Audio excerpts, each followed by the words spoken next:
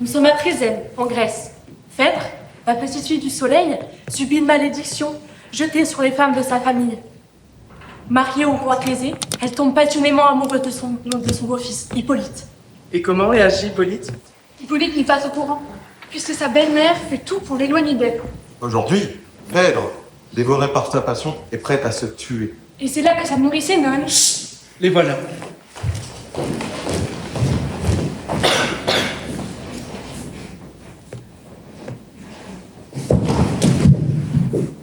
À quel affreux dessein vous laissez-vous tenter? De quel droit sur vous-même osez-vous attenter? Vous offensez les dieux auteurs de votre vie. Vous trahissez l'époux à qui la foi vous lie. Vous trahissez enfin vos enfants malheureux que vous précipitez sous un joug rigoureux. Songez qu'un même jour leur ravira leur mère et rendra l'espérance aux fils de l'étrangère. À ce pire ennemi de vous, de votre sang, ce fils qu'une Amazone a porté dans son flanc, c'est Hippolyte. Ah, Dieu! Sur le quoi je vous touche. Malheureuse, quel nom est sorti de ta bouche? Eh bien, votre colère éclate avec raison. J'aime à vous voir frémir à ce funeste nom. Vivez donc, que l'amour, le devoir vous excite. Vivez, ne souffrez pas que le fils d'une scie, accablant vos enfants d'un empire odieux, commande au plus grand de la Grèce et des dieux. Mais ne différez point, chaque moment vous tue. Réparez promptement votre force abattue, tandis que de vos jours prirent à se consumer le flambeau dur encore et peut se rallumer.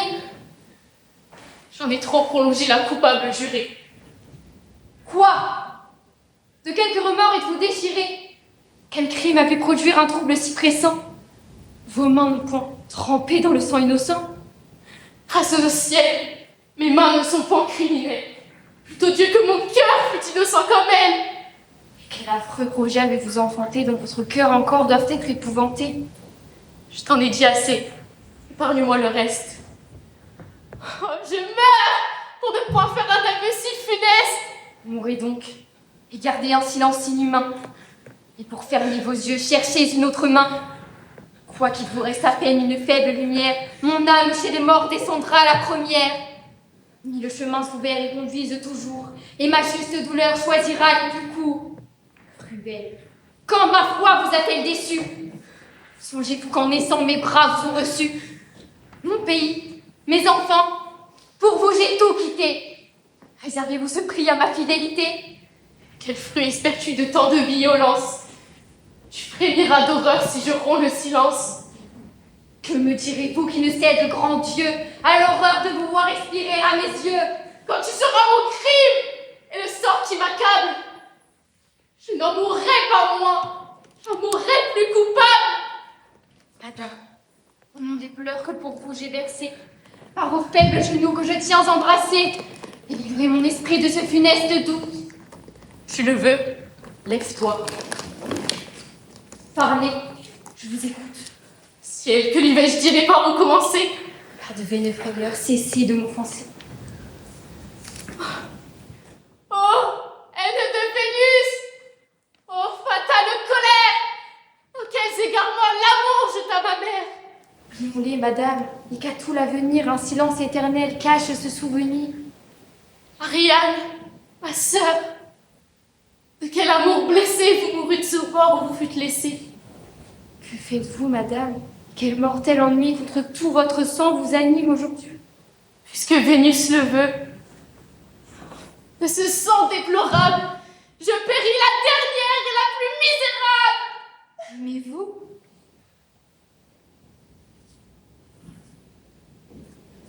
De l'amour, j'ai toutes les fureurs. Pour qui? Tu vas ouïr le comble de mes horreurs. J'aime. Ce nom fatal, je tremble, je frissonne. J'aime qui? Tu connais ce fils de l'Amazone, ce prince si longtemps par moi-même opprimé. Hippolyte, grand Dieu! C'est toi qui l'as nommé. Juste ciel, tout mon sang dans mes veines se glace. Au désespoir, au crime, au déplorable race, voyage importuné, rivage malheureux, fallait-il approcher de tes bords dangereux? Mon mal vient de plus loin. À peine au fils d'Égée, sous les lois de l'hymen, je m'étais engagée. Mon repos, mon bonheur semblait s'être affermi. Athènes me montra mon superbe ennemi. Je le vis. Je rougis. Je pâlis à sa vue. Un trouble s'éleva dans mon âme éperdue. Mes yeux ne voyaient plus, je ne pouvais parler. Je sentis tout mon corps étranger et brûler. Je reconnus Vénus, ses feux redoutables, d'un sang qu'elle poursuit, tourments inévitables.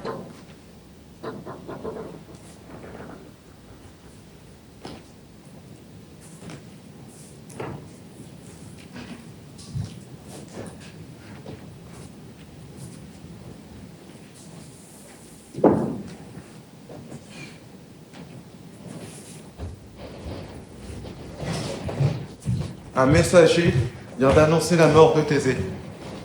Phèdre, inquiète pour ses enfants, va voir Hippolyte, héritier du trône.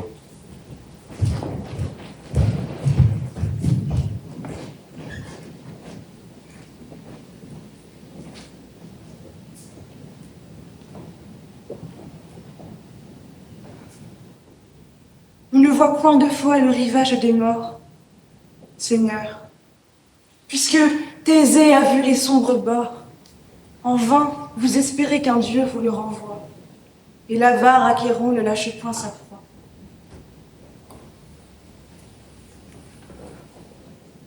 Que dis-je? Il n'est point mort, puisqu'il respire en vous. Toujours devant mes yeux, je crois voir mon époux. Je le vois, je lui parle, et mon cœur... Je m'égare, Seigneur, ma folle ardeur même en moi se déclare. Je vois de votre amour l'effet prodigieux. Tout mort qu'il est, Thésée est présent à vos yeux. Toujours de son amour, votre âme est embrasée. Oui, prince, je languis, je brûle pour Thésée. Je l'aime, non point tel que l'ont vu les enfers, volage adorateur de 1000 objets divers, qui va du dieu des morts déshonorer la couche, mais fidèle, mais fier, et même un peu farouche, charmant, jeune, traînant tous les cœurs après soi, tel qu'on dépeint nos dieux, ou tel que je vous vois. Il a eu votre port, vos yeux, votre langage, cette noble pudeur colorait son visage lorsque de notre crête il traversa les flots, digne sujet des vœux des filles de Minos. Que faisiez-vous alors? Pourquoi, sans Hippolyte, des héros de la Grèce assembla-t-il l'élite? Pourquoi, trop jeune encore, ne fûtes-vous alors entré dans le vaisseau qui l'a mis sur le bord?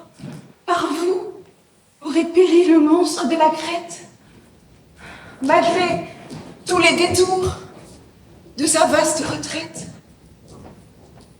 Pour en développer l'embarras incertain, ma sœur, du fil fatal, eût armé votre main. Mais non, dans ce dessein, je l'aurais devancé. L'amour m'en eût d'abord inspiré la pensée. C'est moi, prince, c'est moi dont l'utile secours vous eût du labyrinthe enseigné les détours. Que de soins m'eût coûté cette tête charmante. Un fil n'eût point assez rassuré votre amante. Compagne du péril qu'il vous fallait chercher. Moi-même, devant vous, j'aurais voulu marcher.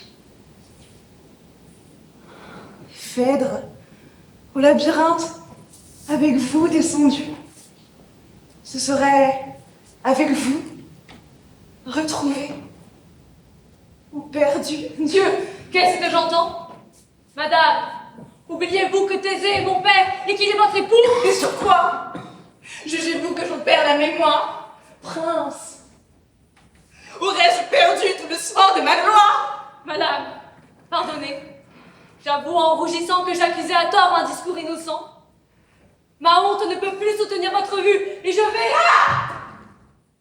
Cruel! Tu m'as trop entendu.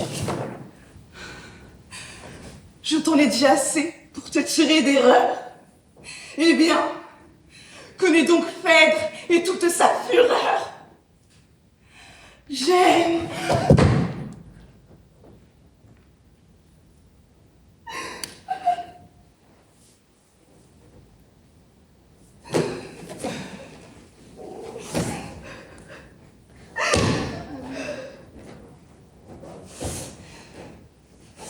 Ne pense pas qu'au moment que je t'aime, innocente à mes yeux, je m'approuve moi-même. Ni que du fol amour qui trouble ma raison. Ma lâche complaisance et nourrit le poison.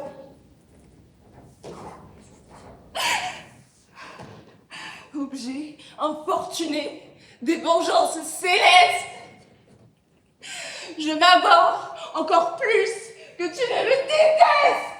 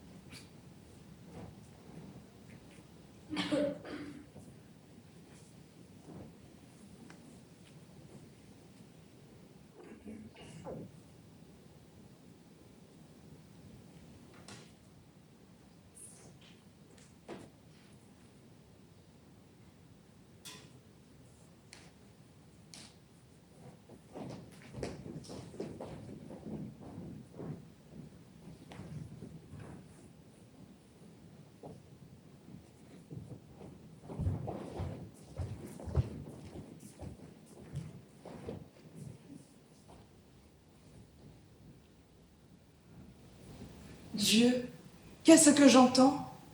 Madame, oubliez-vous que Thésée est mon père et qu'il est votre époux? Et sur quoi jugez-vous que j'en perds la mémoire, prince? Aurais-je perdu tout le soin de ma gloire? Madame, pardonnez.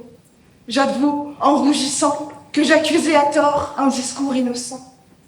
Ma honte ne peut plus soutenir votre vue. Et je vais... Cruel! Tu m'as trop entendu. J'en ai dit assez pour te tirer d'erreur. Eh bien, connais donc que Phèdre toute sa fureur. J'aime! Ne pense pas qu'au moment que je t'aime, innocente à mes yeux, je m'approuve moi-même. Ni que tu vois l'amour qui trouble ma raison. Ma lâche complaisance et nourrit le poison. Objet infortuné des vengeances célestes, je m'abhorre encore plus que tu ne me détestes!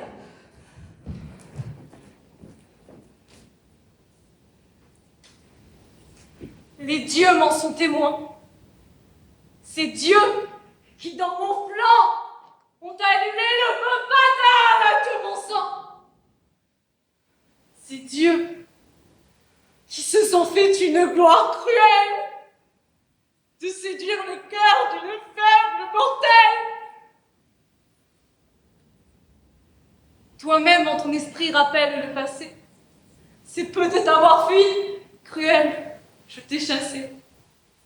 J'ai voulu te paraître odieuse, inhumaine. Pour mieux te résister, j'ai recherché ta haine. De quoi m'ont profité mes inutiles soins? Tu me haïssais plus. Je ne t'aimais pas moins. tes malheurs te prêtaient encore de nouveaux charmes. J'ai langui, j'ai séché dans les feux, dans les larmes. Il suffit de tes yeux pour t'en persuader. Si tes yeux, un moment, pouvaient me regarder. Que dis-je? Cet aveu que je te viens de faire, cet aveu si honteux, le crois-tu volontaire? Tremblante pour un fils que je n'osais trahir, je te venais prier de ne le point haïr. Faible projet d'un cœur trop plein de ce qu'il aime, hélas, je ne t'ai pu parler que de toi-même.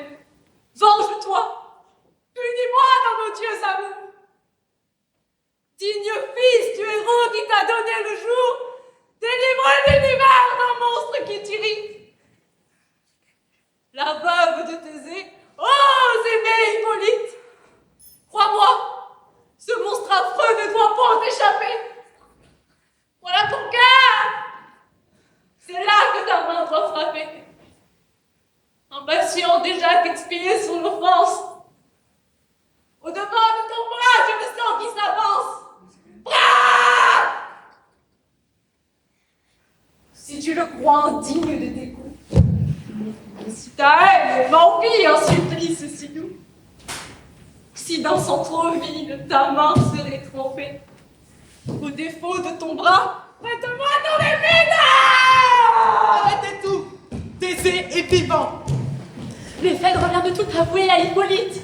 Si Thésée découvre la vérité, Attendez, il reste encore 2 actes et une même idée.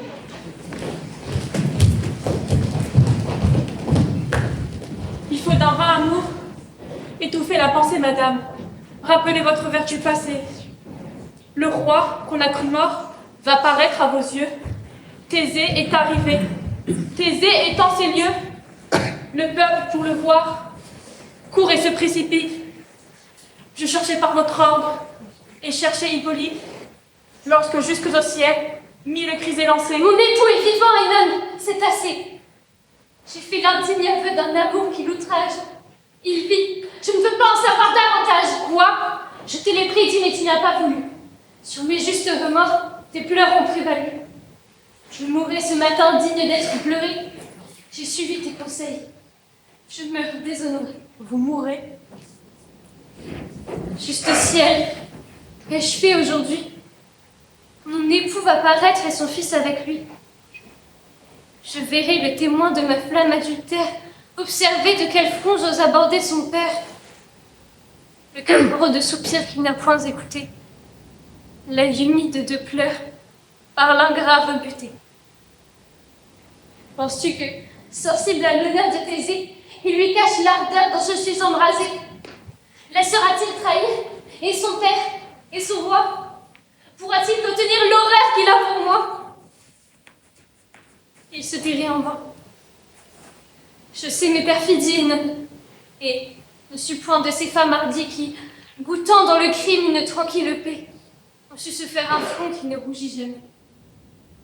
Mourons! De tant d'horreur qu'un trépas me délivre! Est-ce un malheur si grand que de cesser de vivre? La mort aux malheureux ne cause point d'effroi. Je ne crains que le nom que je laisse après moi. Ô mes tristes enfants, quel affreux héritage! Le sang de Jupiter doit enfler leur courage. Mais quelque juste orgueil qu'inspire un sang si beau, le crime d'une mère est un pesant fardeau. Je tremble qu'un discours, hélas, trop véritable, un jour ne leur reproche une mère coupable. Je tremble qu'opprimés de ce poids odieux, l'un ni l'autre jamais n'ose lever les yeux. Il n'en faut point douter. Je les plains l'un et l'autre, mais jamais crainte ne fut plus juste que la vôtre. Mais à de tels affronts, pourquoi les exposer? Pourquoi contre vous-même allez-vous déposer? C'en est fait. On dira que Phèdre, trop coupable de son époux trahi, fut l'aspect redoutable. Hippolyte est heureux qu'aux dépens de vos jours, vous-même en expirant appuyez ses discours. À votre accusateur, Que pourrais-je répondre? Je serais devant lui trop facile à confondre. De son triomphe affreux, je le verrai jouir, et compter votre honte à qui voudra nuire. Ah! Que plutôt du ciel la flamme me dévore! Mais ne me trompez point, vous êtes-il cher encore? De quel œil voyez-vous ce prince audacieux? Je le vois comme un monstre, effroyable à mes yeux. Pourquoi donc lui céder une victoire entière? Vous le craignez? Osez l'accuser la première du crime dont il peut vous charger aujourd'hui. Qui vous démentira? Tout part contre lui. Son épée en vos mains, heureusement laissée. Votre trouble présent, votre douleur passée. Et son père par vos cris, dès longtemps prévenu, et déjà son exil par vous-même obtenu. Moi, que j'ose opprimer et noircir l'innocence. Mon zèle n'a besoin que de votre silence. Tremblante comme vous, j'en sens quelques remords. Vous me verriez plus prompte à affronter mes morts, mais puisque je vous perds, c'est ce triste remède. Votre vie est pour moi d'un prix à qui tout cède. Je parlerai. Thésée, aigri par mes avis, bornera sa vengeance à l'exil de son fils. Un père en punissant madame est toujours père. Un supplice léger suffit à sa colère. Et le sang innocent dût-il être versé? Que ne demande point votre honneur menacé? C'est un trésor trop cher pour oser le commettre. Quelque loi qu'il vous dit, il faut vous y soumettre, madame, et pour sauver votre honneur combattu, il faut immoler tout, et même la vertu. On vient, je vois Thésée. Ah, je vois Hippolyte. Dans ses yeux insolents, je vois ma perte écrite. Fais ce que tu voudras. Je m'abandonne à toi. Dans le trouble où je suis, je n'ai plus rien pour moi.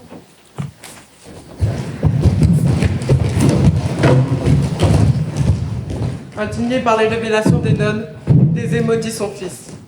À sa prière, vous ayez donc fait surgir un monstre des flots, et cela mène Hippolyte à sa mort. Phèdre, désespéré, maudit Énone qui se jette dans la mer.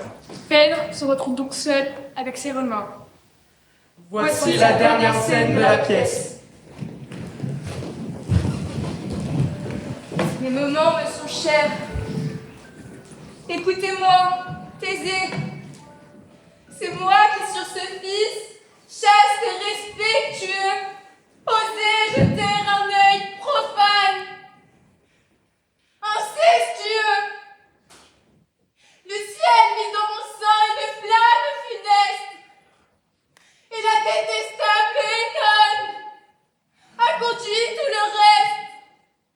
Elle a craint qu'Hippolyte, instruit de ma fureur, ne découvrit un feu qui lui faisait horreur. La perfide, abusant de ma faiblesse extrême, s'est hâtée à vos yeux de l'accuser lui-même. Le phare aurait déjà tranché ma destinée, mais je laissais gémir la vertu soupçonnée. Et j'ai volé devant vous, exposant mes remords, par un chemin plus lent descendre jusque chez les morts. J'ai fait couler dans mes brûlantes veines un poison que Médée apporta dans la tête. Déjà jusqu'à ce cœur, le venin parvenu. Dans ce cœur expirant, j'ai un froid inconnu. Déjà, je ne vois plus qu'à travers un nuage. Et le ciel, et les bouts que ma présence outrage. Et la mort dérobant toute sa clarté, rend au jour qu'il souillait toute sa pureté.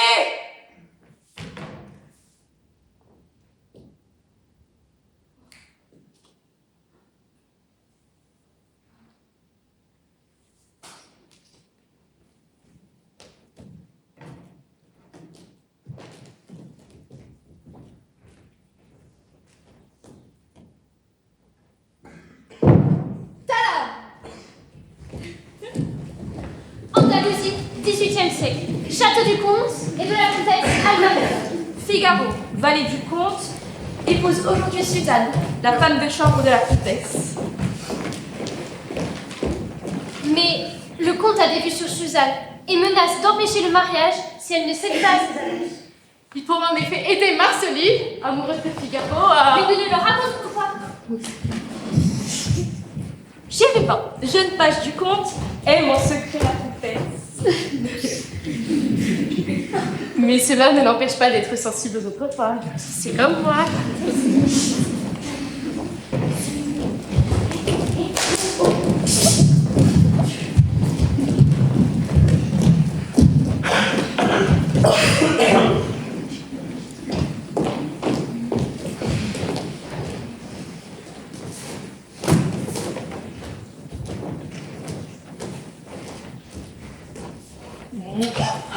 Ah, Susan, depuis des heures, j'ai pris le moment de te trouver seule. Hélas, tu te maries. Et moi, je vais partir. Comment mon mariage éloigne-t-il du château le premier page de Monseigneur? Suzanne, il me renvoie. Chérubin, il fait ceci. Il m'a trouvé hier au soir. J'ai apposé une fanchette à qui je faisais répéter son petit rôle d'innocent. On l'a fête de ce soir. Il s'est mis dans une fureur en me voyant. Sortez! Va-t-il dit, petit?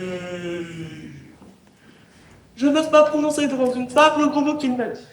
Sortez! Et demain, vous ne coucherez pas au château.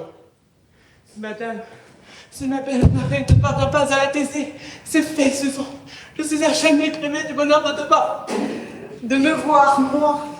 C'est mon tour. Ce n'est donc plus pour la maîtresse que vous soupirez en secret. Ah, Susan, qu'elle est noble et belle, mais qu'elle est imposante.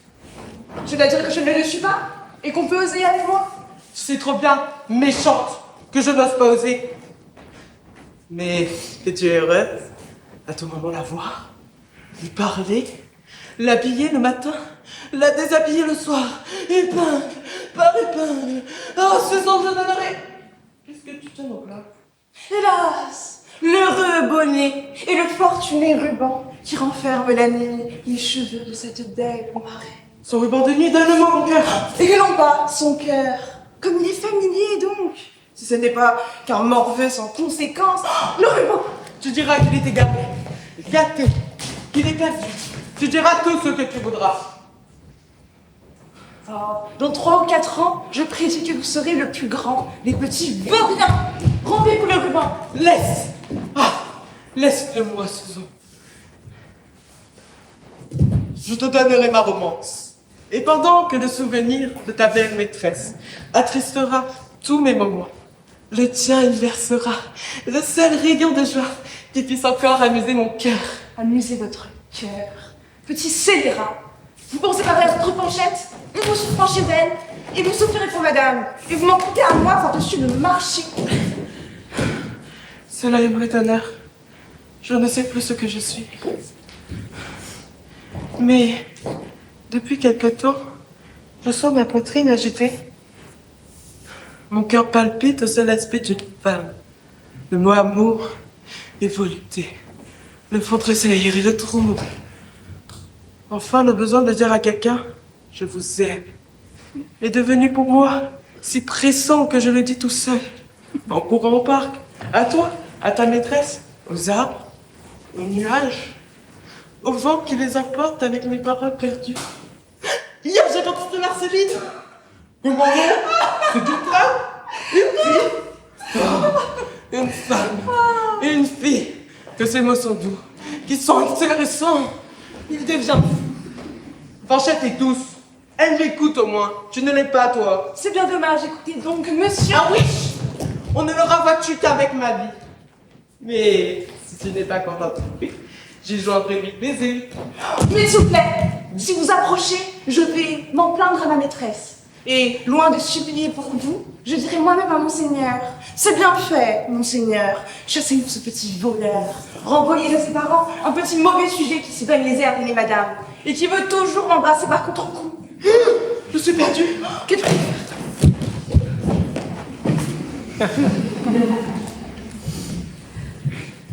Le comte, cherchant Suzanne, surprend Chérubin. Il confirme son renvoi immédiat. Mais Chérubin veut assister au mariage. C'est une ruse de Suzanne. Mais nous ne le raconterons pas. Encore. Profitons-en pour changer de Suzanne.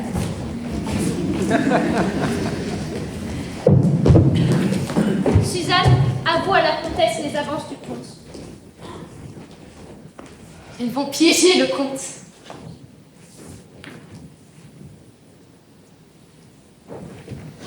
Suzanne donne rendez-vous le soir même au comte. Mais c'est la comtesse, déguisée en Suzanne, qui s'y rend.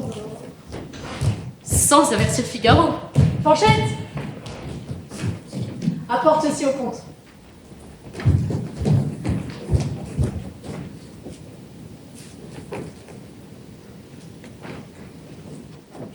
Figaro intercède du levier. Persuadé que sa fiancée le trompe, il se rend sur les lieux du rendez-vous galant.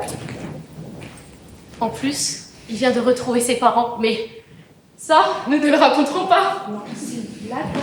Arrêtez, qui peut Et non, mais en plus, on va pas raconter, c'est quoi ce truc, ça va pas ou pas? Oui, parce que moque des mots, mais... Non, mais vous êtes juste des rabat-joie, en fait. Figaro trouve sur le lieu du rendez-vous la comtesse. Ou du moins une femme avec ses vêtements.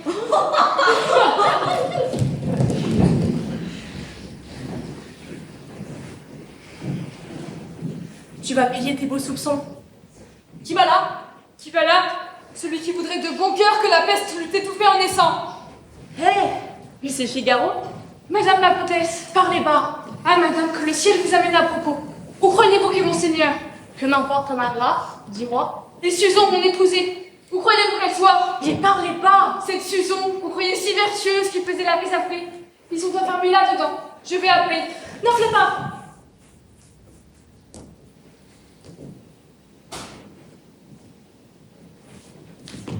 Eh, mais c'est Suzon! God damn! Ça rend ça inquiet. Traîtresse qui veut me surprendre. Il faut nous venger, Figaro. En sentez-vous le vif désir? Je ne serai donc pas de mon sexe, mais les hommes n'en sont moyens. Madame, il n'y a personne ici de trop. Celui des femmes les vaut tous. Comme je le souffletterai. Il serait bien gai qu'avant la noce. Mais qu'est-ce qu'une telle vengeance qu'un peu d'amour n'assaisonne pas? Partout où vous n'en voyez point, croyez que le respect dissimule. Je ne sais si vous le pensez de votre foi, mais vous ne le dites pas de bonne grâce. Ah, madame, je vous adore. Imaginez le temps, le lieu, les circonstances, et que le dépit supplée en fond aux grâces qui manquent à ma prière. La main me brûle. Le cœur me bat. Mais monsieur, avez-vous songé? Oui, madame. Oui, j'ai songé. La colère et l'amour. Tout ce qui s'est dû faire, j'ai perdu. Votre main, madame. La voilà. Ah, démoniaque. Quel soufflet. Quel soufflé? Et celui-ci? Eh, qu'est-ce que ça court? De par le diable. Mais si c'est de la journée de table. Ah, qu'est-ce ça court? Et voilà pour tes vengeances, pour tes soupçons, tes projets, tes injures, tes expédients. C'est-tu que ça de l'amour? Dis donc comme ce matin? Santa Barbara, oui, c'est de l'amour. Au délice, au sang-froid heureux Figaro. Frappe, ma tartine, sans te lasser. Et quand tu m'auras dit après tout le corps de meurtrissure, regarde, Suzon, l'homme le plus fortuné qui fut jamais battu par une femme. Le plus fortuné. Vous n'en séduisez pas moins la comtesse avec un si trompeur babine. Que m'oubliant moi-même, en vérité, c'est que pour elle que je cédais. Ai-je pu me méprendre au son de ta jolie voix? Tu m'as reconnue. Ah, comme je m'en vengerai. Bien rosser et garder rancune est aussi par trop féminin. Mais dis-moi donc, par quel bonheur je te vois là, pour aller avec lui, et par quel moyen c'est pas vie qui m'a abusé, c'est notre enfant innocente. Hé, c'est toi qui es un innocent, en voulant te prendre au piège à traiter pour un autre. Est-ce notre faute à nous si voulant museler un renard, nous en attrapons deux? Qui donc prend l'autre? Sa femme. Sa femme? Sa femme. Oh Figaro, prends-toi! Tu ne l'as pas vu venir celle-là? Sa femme! Oh 12 ou 15 000 fois spirituelle femelle! Ainsi les PC de cette salle? Ont été donnés à madame. Et celui du page? À monsieur. Et tantôt derrière le fauteuil? À personne. À personne. Il peut dessouffler, Figaro. Ce sont des bijoux que les tiens, mais celui du comte était de bonne guerre. Allons, superbe, lis-toi. Cela est juste. À genoux, prosterné, ventre à terre. Ah, ton pauvre comte. Quel mal s'est-il donné? Pour faire la conquête de sa femme.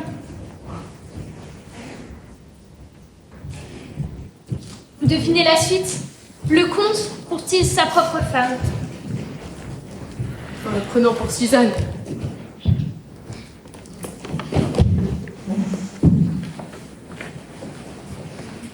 Tout le monde le surprend. Oui, parce que par un carrousel de circonstances, tout le monde s'était retrouvé au lieu de rendez-vous secret. Chérubin, Franchette. Le comte se repent, la comtesse pardonne.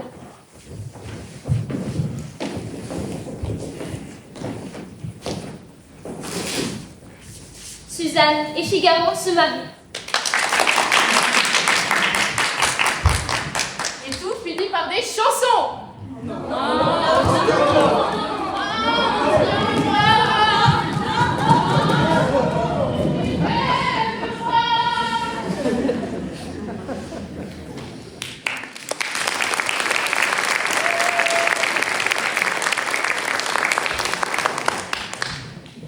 Nous sommes à New York en 1985.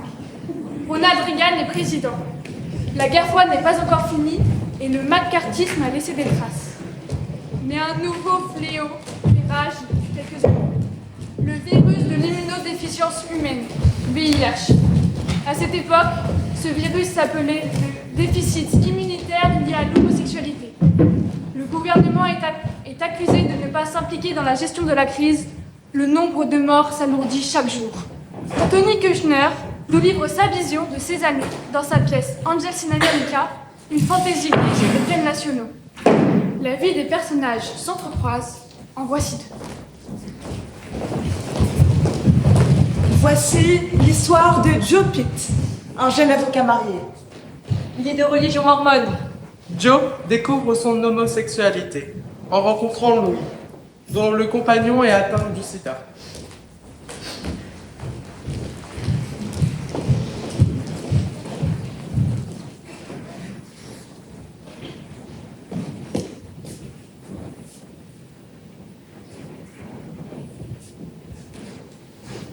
Vous connaissez l'histoire de Lazare? Lazare, il était mort et Jésus lui a rendu le souffle de la vie. Vous venez souvent ici? Non. Oui. Vous m'avez suivi. Quand vous m'avez vu l'autre jour dans les toilettes, vous vous êtes dit, tiens, ce type a l'air d'être un gentil. Il pleure quand ses amis traversent des épreuves. Oui. Et vous vous êtes dit qu'un jour il pleurera pour vous aussi. Oui. Et bien là, vous avez tort. C'était des larmes de crocodile. Qu'est-ce que tu fais? Ne fais pas ça. Enfin,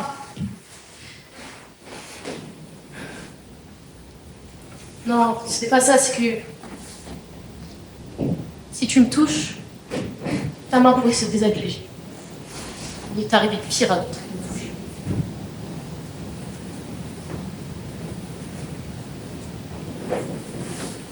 je veux juste vous toucher. Est-ce que je peux vous toucher juste là? Il s'agit d'un enfer. Vous croyez que c'est pire que mieux?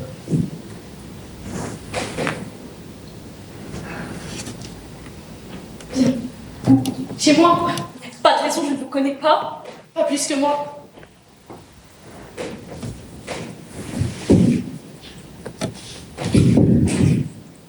Je suis un homme compliqué, Louis. Non, vraiment. Je ne mérite pas d'être aimée. Tu vois, on a au moins un point en commun.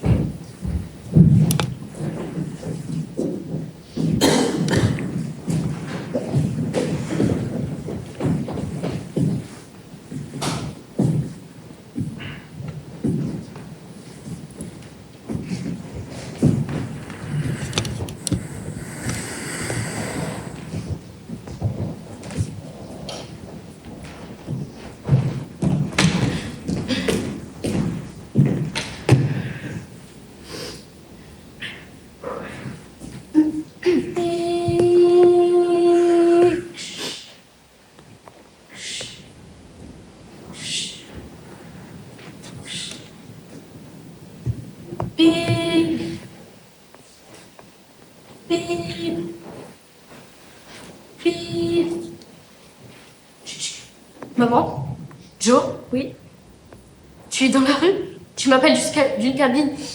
Il est au moins 4 heures du matin. Que se passe-t-il? Rien. Rien, C'est Harper? Joe? Joe? Oui, je suis là. Non, Harper va bien. Que se passe-t-il? Elle ne va pas bien. Mais que se Et toi, passe-t-il? papa, ça va? Que se passe-t-il? Je voulais simplement te parler, j'ai quelque chose de pas facile à te dire. Joe, j'espère que tu n'as pas bu. Si, maman. J'ai bu. Ce n'est pas ton genre. Non. Enfin, je sais pas. Enfin, mais que peux-tu faire dans les rues à cette heure-ci de la nuit? Dans cette ville de fous, c'est dangereux. En réalité, je ne suis pas dans la rue, maman. Je suis près d'un hangar à bateau dans le parc. Quel parc? Central Park. Central Park? Seigneur Dieu, mais que peux-tu faire à cette heure-ci de la nuit à Central Park? Joe, j'estime que tu devrais rentrer chez toi immédiatement. Rappelle-moi en arrivant. Je suis venue ici pour regarder, maman. Regardez quoi? Que peut-il y avoir à regarder à 4 heures du matin? Maman? Est-ce que papa m'a aimée?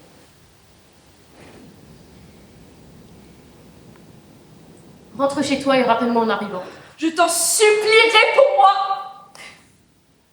Ce sont des pleurnicheries d'ivrogne. Je n'aime pas cette conversation. Et bah t'aimeras encore moins la suite! Joe, Maman. Je suis...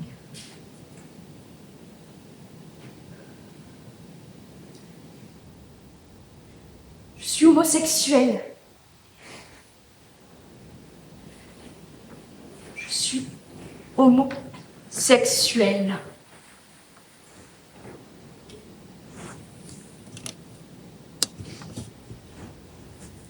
Allô? Je t'en supplie, maman, dis quelque chose.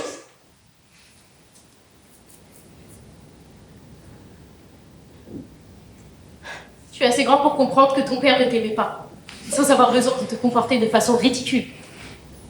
Quoi? Allez, ta femme t'attend, je dois aller me recoucher. Ce coup de fil, oublions que tu m'appelles. Maman. Boire est un péché. Ça ne va pas avec l'éducation que je t'ai donnée.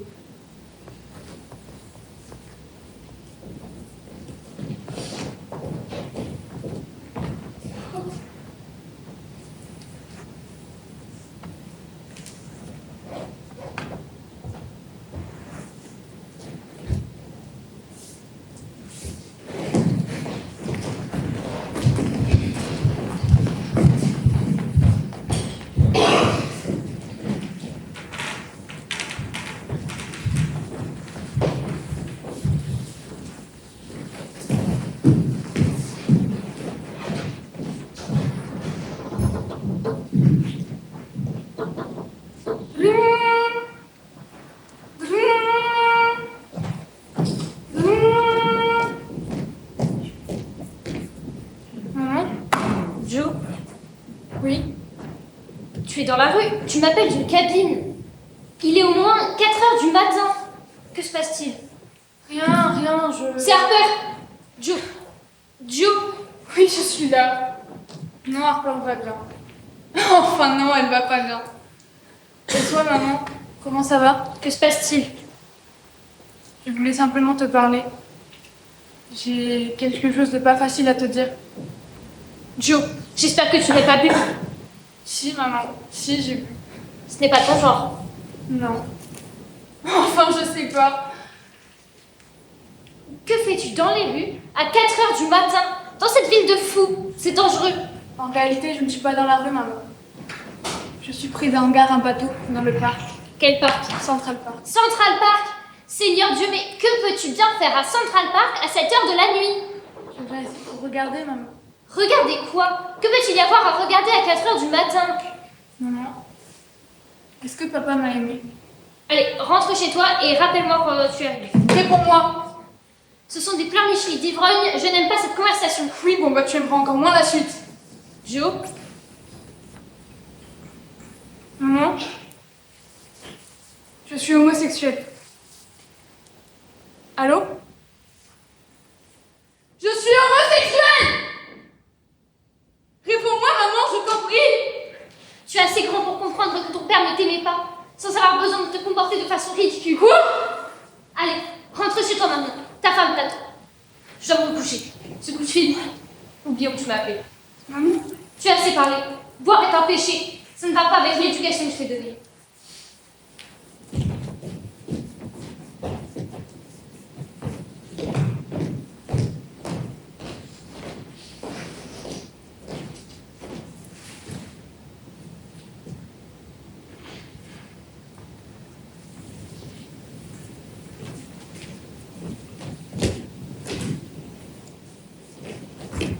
Comment va-t-elle? Comme d'habitude, Elle va bien? ça c'est une surprise. Pourquoi tu es venue, maman? Je ne vois pas ce que tu pourrais faire. Tu ne prends même pas au téléphone quand j'appelle. Ce n'est pas toujours facile de répondre. On était sans nouvelles. On imaginait que tu couchais sous les ponts. Tu es cruelle, Adeline. Je m'attendais à un peu plus de... Sympathie! Si c'est de la sympathie que tu cherches, tu n'es pas à la bonne adresse. Je me suis trompée, maman. Ce soir-là, je n'aurais jamais dû t'appeler. Et toi, tu n'aurais jamais dû venir.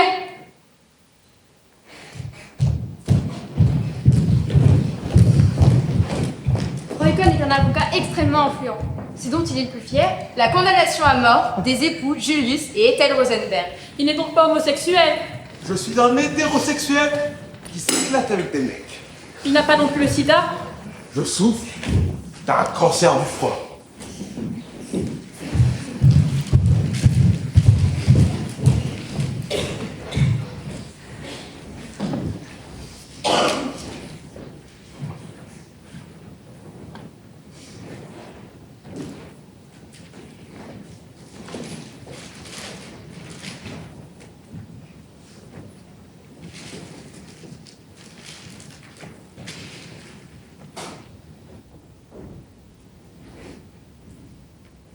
Putain, mais vous êtes qui, vous?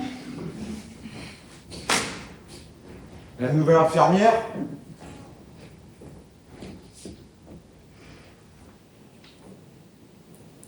Oh, putain! Ethel Rosenberg. Vous n'allez pas bien, on dirait Roy. Vous avez raison, Ethel. Je ne vais pas bien.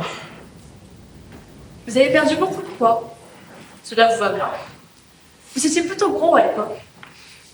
J'ai commencé à maigrir dans les années 60. On était tous bien en chair. Il n'y avait pas encore le culte du corps. Par comparaison, j'ai l'air d'un squelette. On m'attend. Cette saleté fera après la peuglette. Hein, Roy? C'est maintenant que cela va devenir drôle. C'est quoi ça? Faites carnaval? Vous essayez de me faire peur? Eh bien, vous perdez votre temps. Bouh! De marque rouge. Vous voudrez me faire trembler. Dieu, ou le diable, et ses démons, allez tous vous faire foutre. Car je n'ai pas peur de la mort, ni de l'enfer, ni de quoi que ce soit. On se reverra bientôt, Roy. Julius vous envoie son bon souvenir. Eh bien, envoyez ça de ma part.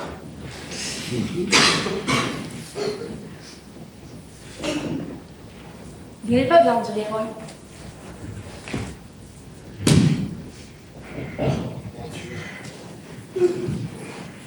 Faudra appeler une ambulance. Ah, des boutons. On en plus des choses aujourd'hui. Je compose quoi, Roy? Le 911.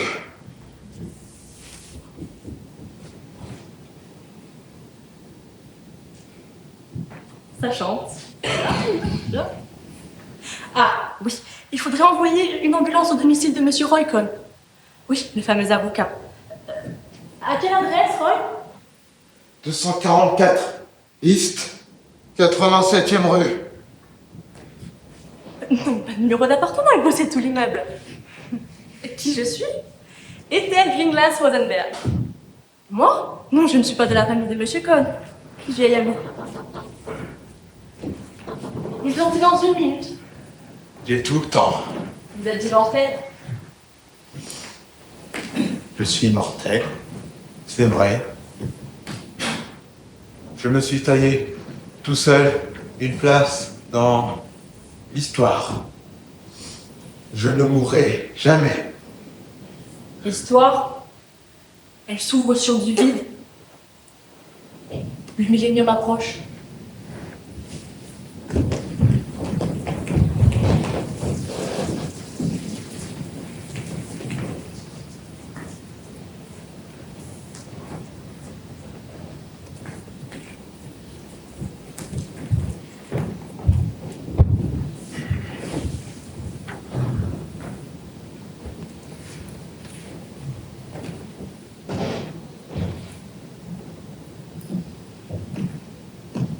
Quel grand sourire nous avons. Qu'est-ce qu'il nous vaut ce grand sourire, oui? Je suis sur le pétard, répète. Enfin, j'en ai fini avec ce monde. Tous mes ennemis, debout, bouche ouverte comme des carpes, regarderont le Tout-Puissant séparer en deux les eaux de la mer morte pour permettre à son petit roi chéri de rejoindre l'autre rive du Jourdain. À pied sec et toujours membre du barreau. Ne tirez pas de conclusion trop rapide, Roy. C'est trop tard.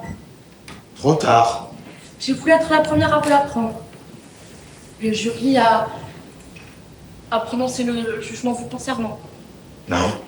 Non. Ils sont réunis depuis 2 jours à peine. Votre radiation a été demandée. Le bureau exécutif doit encore statuer. Et cela prendra une semaine. Et d'ici là... C'est fait. Le bureau exécutif va statuer en quelques minutes. Nous avons... Je suis... Un des membres du bureau a même dit à son voisin. Enfin, voilà 36 ans que j'attends de virer ce PD. Je suis... Ils sont... Ils ont gagné, Roy. On n'est plus avocat. Est-ce que je suis déjà mort? Non. Et vous êtes perdu. Je suis revenue pour décider si je pouvais vous pardonner. Je vous ai tellement haï. J'ai fait grandir ma haine jusqu'au plus haut du ciel. Et j'en ai fait une toute petite étoile qui brille comme une pointe d'aiguille au fond du firmament. C'est l'étoile de la haine d'Ethel Rosenberg. Elle ne brûle qu'une seule nuit par an, le 19 juin. D'une lumière d'un bleu électrique. Je suis venue pour pardonner. Et je ne me crois capable que de me réjouir de votre malheur. Et d'espérer que votre mort soit encore plus horrible que la mienne. Et cela se passe bien ainsi. Vous êtes en train de mourir comme le doc. Vous avez pu me tuer moi, mais vous n'avez jamais pu me vaincre. Vous n'avez jamais pu gagner contre moi. Et quand vous serez mort, de vous on dira qu'il aurait mieux valu qu'il ne reste jamais. Maman? Ma petite maman? Est-ce que... Maman! C'est elle, Roy. Ma mère. Je ne me sens pas bien. Je parle de vous, Roy. Content de te voir, maman. Depuis toute cette année, je ne me sens pas bien. Chante-moi quelque chose. Non, Roy, je ne peux pas, je ne suis pas votre oncle. J'ai Alice. Il est très tard. Je devrais déjà être au lit. Ne sois pas... Ne sois pas en colère. J'ai peur. Enfin, un petit peu. Ne sois pas en colère. Chante-moi une chanson, je te prie. Non, Roy, je ne peux pas. Je t'en supplie. Cet endroit me fait peur. Oh Dieu. Je regrette tellement.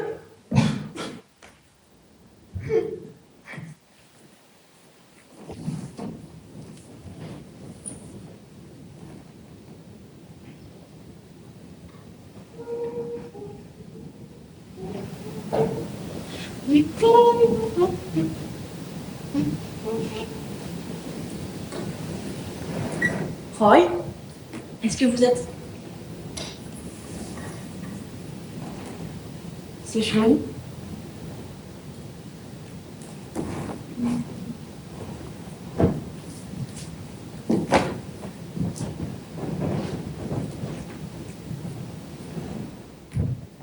Allez, on se réveille là. Vous êtes mort? Non, je ne suis pas. Je t'ai lu, Ethel. J'ai parfaitement su tout de l'origine. Dire que tu as marché à cette grosse ficelle de manuel. Je voulais seulement voir si j'étais capable de faire chanter une comptine à Ethel Rosenberg. J'ai gagné. Merde, putain, merde. Si je reviens un jour, je veux revenir sous forme d'une pieuvre. Oh non. On retient ça. Promis. Une seule.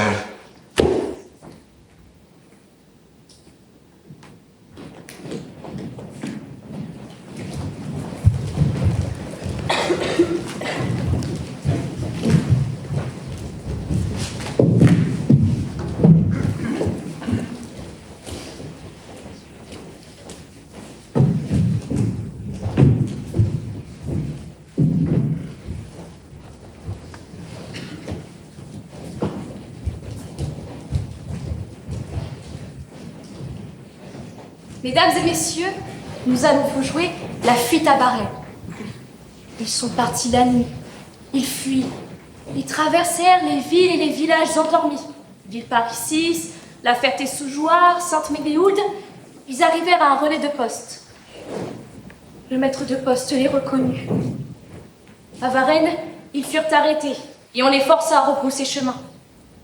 L'après-midi était chaude. Le roi, qui avait bien déjeuné, s'assoupissait. À quelques kilomètres de là, une délégation de l'Assemblée nationale dirigée par Barnave. La reine et Barnave avaient de nombreuses choses à se dire. Aux abords de Paris, le peuple s'était massé des deux côtés de la route. Et elle regardait passer son roi, silencieuse, immobile, le chapeau sur la tête.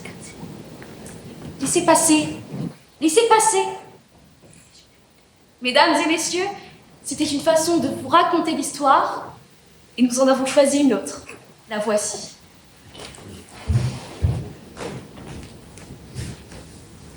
En cette année-là, dans tout le royaume, la plus terrible famine sévissait. Les femmes étaient trop affaiblies pour nourrir leurs enfants, et durant tout le jour, les hommes partaient à la recherche de nourriture.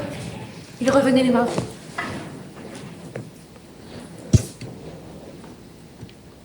Ma femme, je n'ai point trouvé de feu. Ma femme, je n'ai point trouvé de pain. Ma femme, je n'ai point trouvé de lait. Ma femme, je n'ai rien rapporté.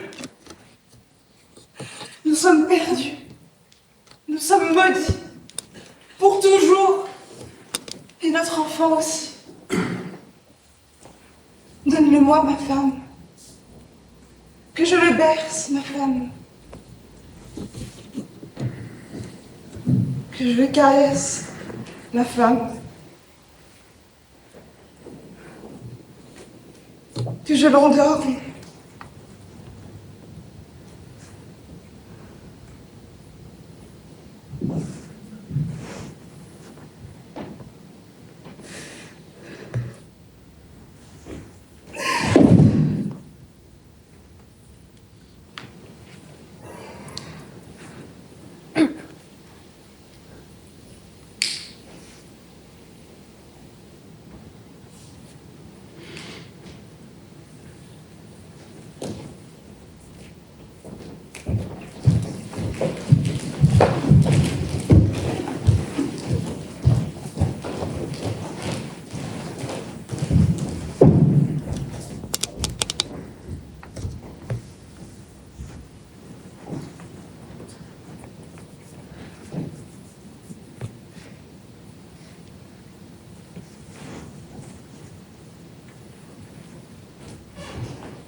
Nous, Louis, roi de France par la grâce de Dieu, désirons que des extrémités de notre royaume aux habitations les moins connues, chacun puisse nous faire parvenir ses vœux et ses réclamations.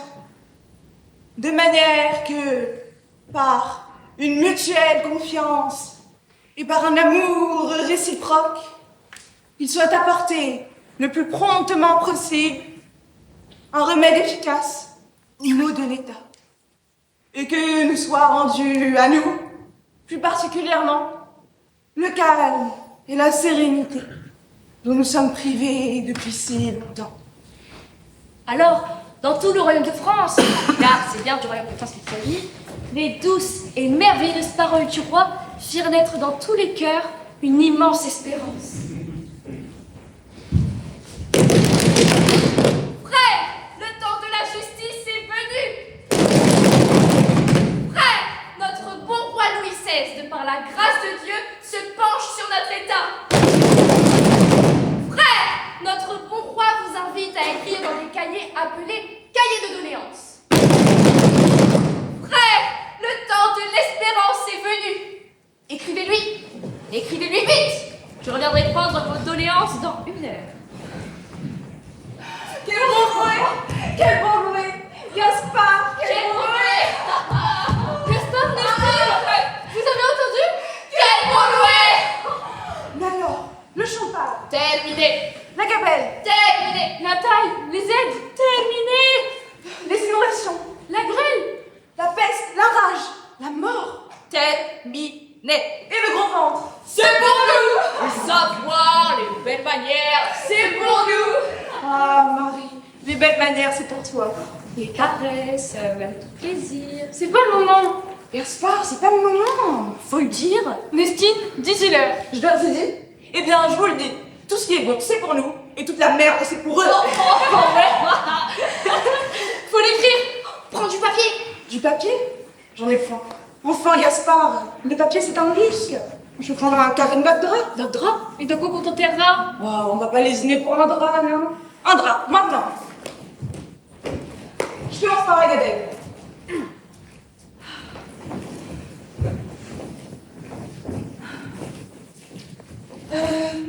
Il me faut une plume.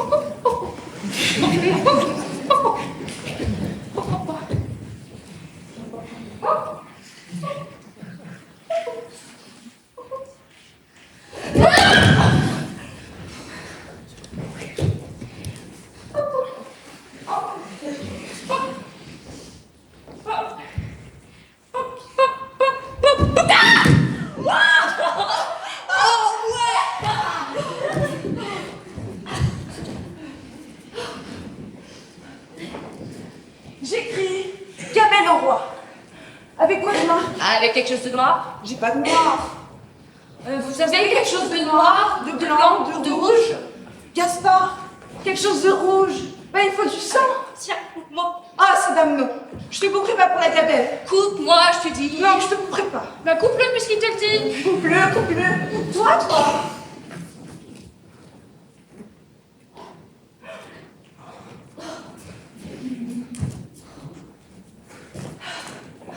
J'écris Gabelle au roi. Comment on fait un gueux? Écrit Gabelle. Bah écris-toi. Je sais même pas faire un gueux. Comment qu'on fait un gueux? Comment qu'on fait un gueux? Comment qu'on fait un gueux? Gabelle, Gabelle.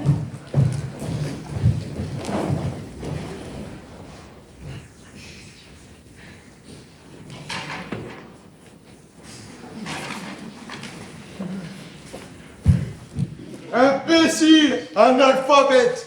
Vous avez vu comment il s'est fait couiller avec Gaspard? Mais moi non plus, je ne sais pas écrire. Seulement moi, je vais trouver une maïs. La peinture d'une peau. Oh, regardez-moi ça si c'est beau. Hein, quand même. C'est ma vache. Elle s'appelle Blanchette. Et puis à côté, je veux pas que je pleure. Et puis ma vache, elle pleure aussi des grosses gouttes. Tu vois? Et puis alors, deux autres fiches, celle-là jaune, et puis celle-là noire. Et puis là, c'est moi que je rigole. Et puis ma vache, elle rigole aussi. Regardez un peu ma peinture. Oh, et le bruit. Alors peut-être comprendre un petit peu avec cette peinture qu'il me faut d'un vache qui rigole au lieu d'une qui pleure. Alors, je vais de ce pas chez Monsieur Dubois.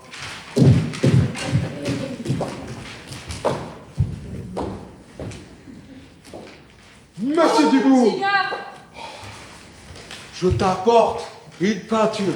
J'en fais à le mettre dans le lait.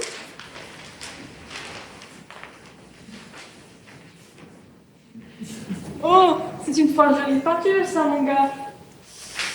Trop jolie.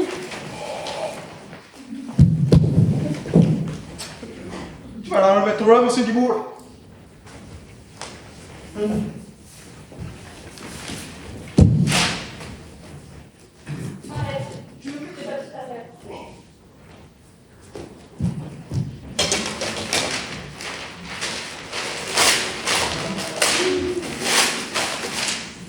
Mais qu'est-ce qui vient m'emmerder celui-là avec sa peinture?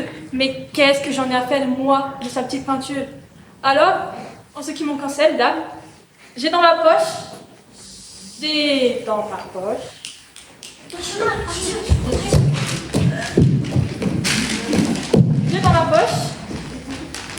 un document de plus haute importance. Je vous propose d'aller déposer. Je vais la remettre à Monsieur Laville et il la remettra de ce pas à mon loué. Je monte mon cheval et je pars.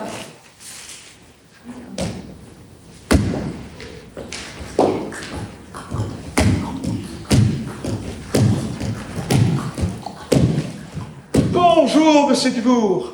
Alors, comment ça va, mon brave Dubourg? Et non, ça va. Et vos vaches? Ça va. Et vos cochons? Ça va, ça va. Et vos dindons? De même. Et à propos, votre femme, Monsieur Dubourg? Eh bien, fort bien. Eh bien alors, qu'est-ce qui vous amène ici, mon brave Dubourg? J'ai écrit sur ce parchemin quelques problèmes de pâturage que vous seriez bien aimable de les remettre à Sa Majesté. Mais certainement, Monsieur Dubourg, voyons. Certainement. Vous savez que j'aime le pâturage. Au revoir, Monsieur Dubourg. Merci, merci, à revoir.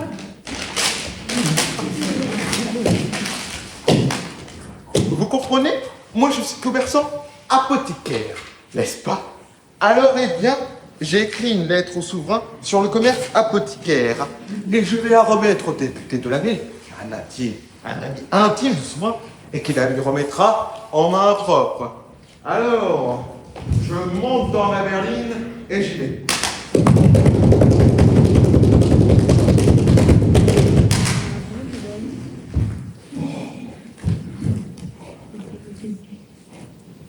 Bonjour, monsieur le député.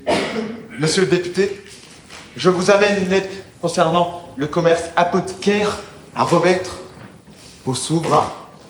Vous pourrez la remettre au souverain, monsieur le député. Vous serez reçu en audience par le souverain, monsieur le député. Chapeau bas, monsieur le député. Chapeau bas.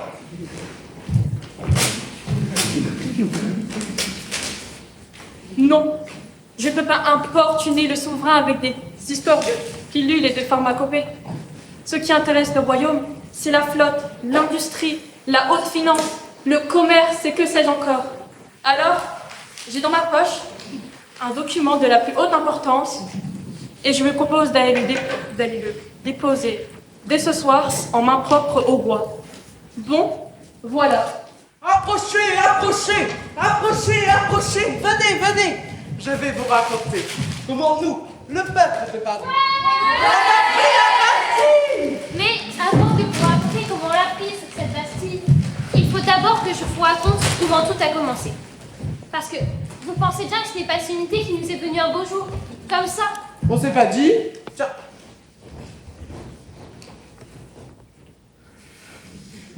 Aujourd'hui, on va prendre la Bastille.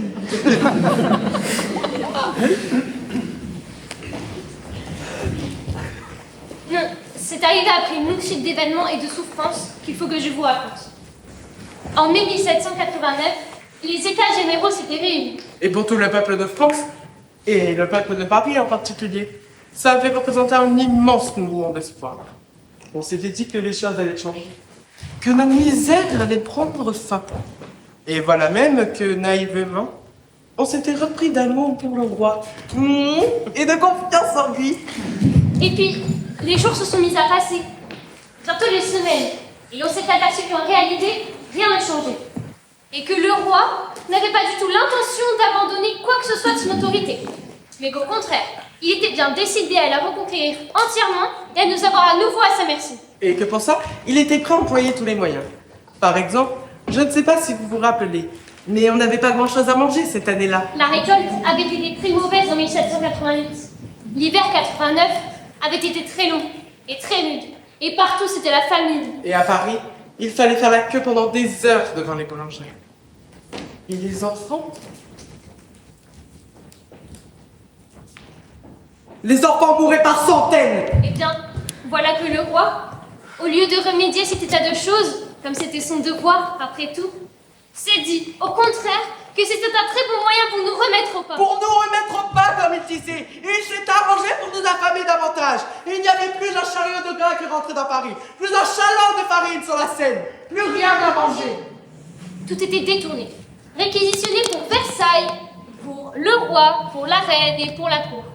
Et puis voilà, que non content de nous affamer, il a voulu aussi nous effrayer. Et un beau jour, on s'est aperçu que Paris était entouré par 20 000 soldats. Et pas n'importe quel soldat. Non, pas des soldats français. Parce qu'il s'était dit que c'était peu sûr, que c'était des gens comme nous qui pouvaient fraterniser avec nous. Alors, il avait fait venir des soldats étrangers, des mercenaires, des Suisses, des Autrichiens, des Allemands. Et il en avait disposé tout autour de Paris, à toutes les portes, à l'intérieur du Champ de Mars, à l'école militaire, presque à Versailles et dans le Marais. Il en avait disposé tout autour de l'Assemblée. Et nous, quand on les voyait, ces gens-là, on se disait, mais qu'est-ce qu'ils font là? Mais si le roi les a fait venir, c'est qu'il a les pires intentions contre eux. C'est qu'il veut faire sauter Paris, nous massacrer, chasser nos députés. Et on avait très peur. Et c'était ça qu'il voulait. Et puis, il en a encore eu une autre idée. Necker, le ministre. Nous, à tort ou à raison, on l'aimait bien, Necker. On le considérait comme notre ami. Après tout, souvenez-vous, c'est quand même lui qui, quelques années auparavant, avait montré que l'atroce misère du peuple venait en grande partie de là. Et ces impôts si lourds à porter, eh bien, c'est lui, Necker, qui avait demandé à ce qu'ils soient répartis plus équitablement, à ce que les nobles, eux aussi, en payent leur part. Et ces États généraux, qui, je le répète, avaient tant représenté d'espoir, eh bien, c'est lui, Necker, qui avait soufflé au roi de les convoquer. Donc, pour tout cela, nous, on l'aimait bien. Eh bien, justement, parce qu'on l'aimait bien, le roi l'a renvoyé. Eh bien ça, messieurs et mesdames, quand la nouvelle du renvoi de Necker est arrivée à Paris, on s'est dit, on peut pas laisser passer ça comme ça. Cet homme-là qui nous a défendus, eh bien maintenant qu'il est dans l'ennui, c'est à nous de le défendre. Ouais! Et je me souviens, la nouvelle de son renvoi est arrivée à Paris, le 12 juillet très exactement. C'était un dimanche, il faisait beau, on s'est dit, eh bien on va manifester. Oh, bah c'était quoi remarquer? On n'avait pas d'armes ni rien. On a été aux Tuileries par ce dimanche d'été, un peu comme on aurait été à la promenade avec les femmes, avec les enfants, mais également avec des bustes de Necker. Des bustes de Necker qu'on avait trouvés dans les musées, qu'on avait voilés de crêpe et qu'on portait sur nos épaules pour montrer qu'on n'était pas contents. Qu'on portait son deuil en quelque sorte. Et bien là, dans cette foule, oui je vous le répète, il y avait des femmes, il y avait des enfants. Vous ne savez pas ce qu'ils ont fait. Ils sont chargés là-dedans avec des dragons. Des dragons à cheval, sabres clairs. Les dragons du prince de Lambès que c'était. Le prince lui-même chargé à la tête de ses troupes. Et alors là, mesdames et messieurs, je ne sais pas si vous imaginez ce que ça peut donner. Une charge de cavalerie dans une foule comme celle-là. Si vous imaginez la terreur des gens, la bousculade. Les gens qui courent de tous les côtés, qui se piétinent, qui tombent et qui se bousculent. Ce jour-là, il s'est passé quelque chose d'extraordinaire. C'est que les gens ont eu peur. Oh oui, ils ont eu peur. Mais ils n'ont pas abandonné. Et au contraire, le tocsin s'est mis à sonner dans toutes les églises de Paris et le canon a tonné au palais royal. Pour prévenir les autres, ceux qui étaient restés chez eux, qu'il se passait quelque chose et qu'il fallait qu'ils descendent eux aussi dans les rues. Et le miracle, c'est qu'ils sont tous descendus et qu'on s'est réunis par corporation, par quartier, dans les lieux publics, dans les églises, Partout, on pouvait se réunir. et qu'on s'est dit, cette fois-ci, on va pas se laisser faire, on va se défendre. Et pour se défendre, il faut trouver des armes. Mais c'était ça qui était pas facile. C'est que des armes, nous, on n'en avait pas. Et c'est tout juste si on savait où il y en avait. Alors on a commencé à courir de droite et de gauche. Il y en a même qui disaient, il faut forger des pics. Alors on s'est mis au travail, on a forgé des pics. 50 000 pics on a forgé en 36 heures. C'était pas si mal. Mais qu'est-ce que vous voulez faire avec des pics contre des canons? Alors on a pillé les magasins d'armuriers. Il y en a même qui sont allés au garde-meubles. Et qu'est-ce qu'ils ont trouvé au garde-meubles? Des vieux fusils, des vieilles armures, des canons qui dataient de la guerre de 100 ans.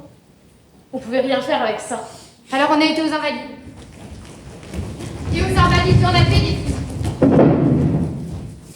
Et quand ils ont appris qu'on s'y portait en foule, qu'on avait l'intention de s'en emparer, la garnison a reçu l'ordre de les cacher dans les caves. Mais ça, nous, on l'a appris. Alors on s'est pas laissé faire. On a déballé les escaliers. On a défoncé des corps jusqu'à ce qu'on les ait trouvés, les fusils. Il y en a même qui ont failli rester là, étouffés dans les caves. Mais les premiers, mettez-vous à leur place. Quand ils avaient leur fusil en main, on n'avait plus qu'une idée. C'était de remonter. Et à ce moment-là, Eh bien, à ce moment-là, ils se heurtaient dans le flot des autres qui descendaient. Ce qui fait que là encore, il y en a eu des bousculades. il y en a même qui ont failli rester là, étouffés dans le fond des caves. Mais enfin, quand même, aux Invalides, on a trouvé 28 canons. Et 28 000 fusils, on a trouvé. Nous voilà avec nos fusils. Pas de poudre, pas de balles. Qu'est-ce que vous voulez faire, messieurs, dames, avec des fusils? Pas de poudre et pas de balles. Alors ça a recommencé. Les magasins de salpêtre, les gardes françaises aussi en avaient des balles. Qui partageaient avec nous, qui fraternisaient avec nous. Mais ça ne faisait pas assez. On était presque 40 000 à ce moment-là.